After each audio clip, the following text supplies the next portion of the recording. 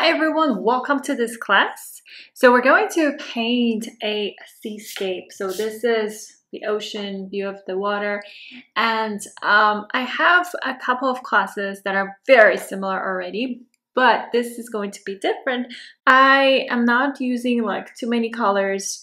For the blues, I'm going to use the primary blue, which is phthalo blue red shade, and then a little darker blue, ultramarine deep, and then indigo for the darkest tones. And then for the sky, we have definitely a little bit of blue from the top on top, but that blue feels more like a violet, so that's when we want to add a little bit of quinacridone or a red of your choice. I already have these colors on my palette, so I'm going to dilute them with water in just a moment. But to talk about like how we're going to strategize this, first of all, we're going to draw a line for the horizon. So that's going to be our line, and from the top up, that's where we're going to paint the sky, and then below that is going to be water. So we're not going to add any ripples on the water until later. For now, the first thing we're going to do is we're going to start from the top. We're going to apply blue with a little bit of red, which will give us a shade of violet.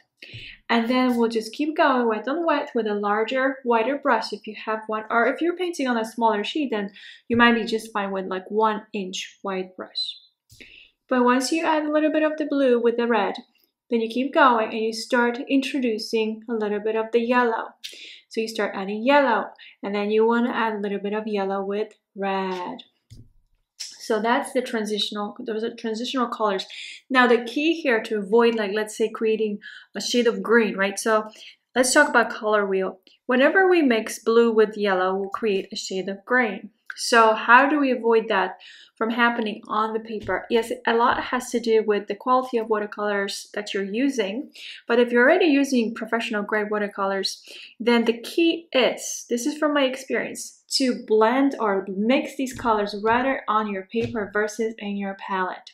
So even when I grab a couple colors from my palette, it's a quick swirl, blend, and then I mix these colors actually on the paper. So you want to do this on the paper when you add that yellow and so on. That's one way to avoid the, first of all, muddiness of colors, yes. And then secondly, to mix the colors that you don't want to really mix to create an additional shade of color. Because if you're going to start mixing yellow with blue, so phthalo blue, we have ultramarine with the imidazolone yellow, then very clearly like you're going to create a shade of gray. So you don't want to do that. You want to do this on the paper. I grabbed a little more water just because I know that I'm starting from the top of the paper, and by the time I'm on the bottom will be a little more dry.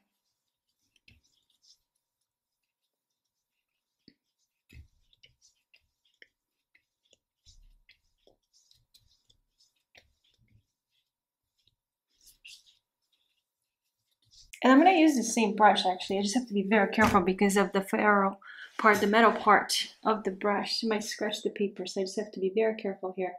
So I slightly wiped it on a towel a little bit because it feels like I have a little too much water, but not really. I'm going to grab more as a matter of fact. And then I'm going to grab this, the blues, both of the blues and some of the red, and feel it out. It needs to be a little more bluish. There you go. So that's my violet. So there's my violet. If I want it to be a little more bluish, I'm just going to grab some of this phthalo blue, make sure it's diluted with water, and just add it from the top to make it a little more bluish.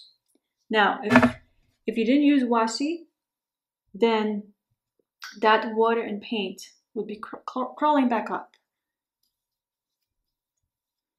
This needs to be lighter, but then I need to make it a little darker on top. So it's like you keep going back and forth, right? Now I need to clean this brush because I'm ready to start adding other colors. So I'm cleaning the brush in the clean water. And I use a little bit of this washi, or not washi, my paper towel actually, so it doesn't come back